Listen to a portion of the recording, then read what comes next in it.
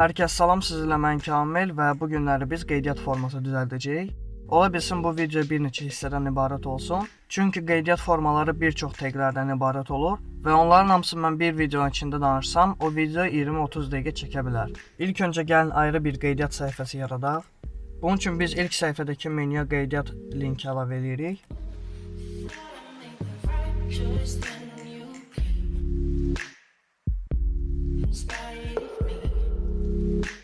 Və indeks səhifəni kopyalayıb biz bir də həmin bir səhifə yaradırıq, amma adını qoyuruq linkdə qeydlədiyimiz kimi qeydiyyat.html.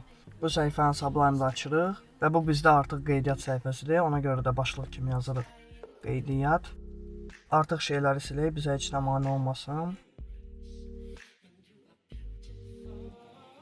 Gəlin yoxlaya baxaq nə alındı.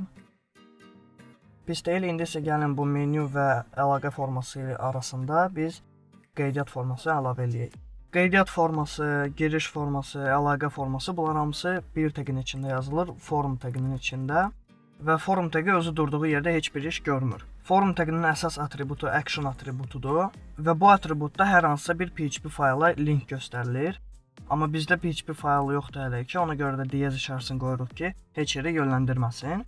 Əvvəlcə gəlin sizə dediyim kimi qeydiyyat, giriş, əlaqə formalarının necə işlədiyindən danışım. Deməli, istifadəçi adın, soyadın, emailin şifrəsini yazdıqda qeydiyyatdan keç düyməsinə basır və həmin an istifadəçinin yazdığı bütün məlumatlar PHP-yə gedir və PHP də onları götürüb bazaya yerləşdirir. Yəni biz hər hansısa bir saytda qeydiyyatdan keçdikdə bizim bütün məlumatlarımız bazaya gedir və lazım olanda bazadan götürülür. Ona görə də biz action atributuna PHP fayla yolu göstəririk ki, PHP vasitəsilə biz buradakı məlumatları, istifadəçinin doldurduğu məlumatları götürüb onları bazaya yerləşdirə bilək. Digər bir atribut metod atributudur.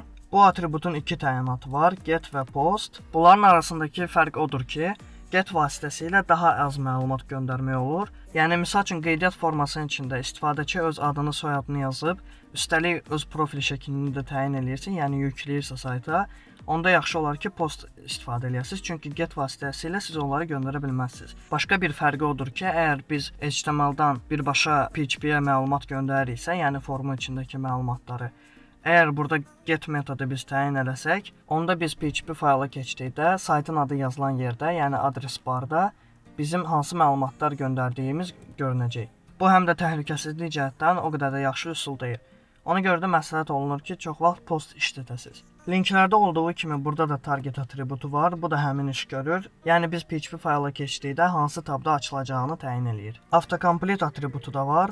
Bu atribut bu forum təqinin içindəki bütün xanaların avtomatik doldurulmayacağını təyin eləyir. Yəni ola bilər sizdə də belə bir şey olub ki, hər hansı saytda bir söz yazmaq istəyərkən ilk hərfi yazınca brauzer özü həmin sözü bütövlüklə təklif eləyir. Və bu atributa əgər biz off təyinatı versək, brauzer heç bir təklif etməyəcək. Əksinə on təyinatı versək, brauzer çalışacaq ki, bizə hər hansısa bir hazır sözlər təklif eləsin. Və son baxacağımız atribut no validate atributudur. Heç bir təyinat götürmür. Bu atribut onun üçün lazımdır ki, əgər sizin qeydiyyat formanızda elektron ünvanı, tarixi təyin eləmək üçün xanalar varsa, bu atributu biz yazdıqda o xanalar yoxlanılmır. Yəni istifadəçi qeydiyyatdan keç düyməsinə basdıqda elektron ünvanın düzgün yazılıb yazılmadığını brauzer yoxlamayacaq. İndi isə gəlin input təqi ilə tanış olaq. Input təqi çox iş görür və onun ən vacib atributu type atributudur.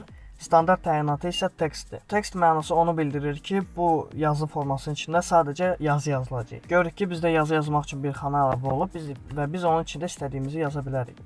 Qeydiyyat forması düzəldəndə əgər istifadəçinin məlumatları HTML-dan birbaşa PHP-yə yönləndiriləcəksə, istifadəçinin bu xanada yazdığı yazını PHP-də əldə etmək üçün biz bu təqə name atributu verməliyik ki, PHP-dən məhz bu təqə biz müraciət edə bilək. Necə ki, biz linklər yaradanda səhifənin aşağısına düşmək üçün hər hansısa bir təqə ID verib, sonra isə linkdə qarşısına DS qoyurduq. Eləcə də PHP-də name atributu ilə müraciət etmək olar. Bizim bu formamızın işləməsi üçün gəlin bir input təqi də əlavə eləyək. İndi isə type-ı verək submit. Submit növlü inputlar onun üçündür ki, biz bu formanın içində yazılan bütün məlumatları PHP-yə yönləndirə bilək. Input növünü submit verdikdə biz artıq yazı xanası yox, hər hansısa bir düymə görəcəyik. Ona görə də biz düymənin içində yazılan sözü təyin eləməliyik. Bunun üçün bizdə value atributu var. Və value atributunun içində biz yalnız yazı yaza bilərik. Misal üçün qeydiyyatdan keç. Və gəlin biz form tagi üçün action atributunu silək ki, bütün məlumatlar indi olduğumuz səhifəyə yönləndirilsin və linkdə biz görə bilək ki, PHP fayla məlumatlar necə gedir. Səhifəni yeniləyib görürük ki, bizdə artıq düymə də var. Bu düymənin üstünə basdıqda bizim bütün məlumatlarımız, bu form taginin içində olan məlumatlar yönləndirilir action atributunda göstərilən fayla. Hələlik isə bizdə sadəcə səhifə yenilənəcək və linkdə biz məlumatları görəcəyik. Misal üçün salam sözünü yazaq və qeydiyyatdan keç düyməsinə basaq. Gördüyünüz kimi səhifə yenilənir və linkə belə bir şey əlavə olunur. Sual işarəsi, test bərabərdir salam. Bu ondan irəli gəlir ki, bizim salam sözünü yazdığımız xanaya test adı vermişik. İçində isə özümüz salam sözünü yazmışdıq. Linkin belə bir forma alması həm də o deməkdir ki, biz məlumatları get metodu ilə göndərmişik. Yəni bayaq dediyim kimi metod iki cür olur, post və get və standart olaraq get metodu istifadə olunur. Gəlin formamızı biraz əlaqə bölməsindən ayıraq. Və həmin bizim bu yazı xanasına növü verək email növü və artıq HTML başa düşəcək ki, burada email yazılmalıdır. Səhifəni yeniləyib görürük ki, biz bura nə yazsaq bizim formamız yenə işləyir. Çünki biz bu form taginə noValidate atributu vermişik.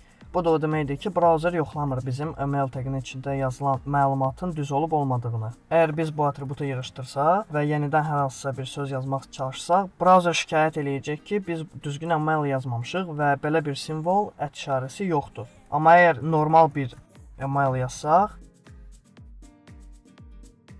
bizim məlumatımız normal olaraq gedəcək. Hələlik bu qədər bəs eləyir. Növbəti dərsdə biz artıq qeydiyyat formasını tam olaraq yığarıq. Sualınız yarandısa buyurun kommentlərdə yazın. Sizinlə Kamil idi. Uğurlar sizə hələlik.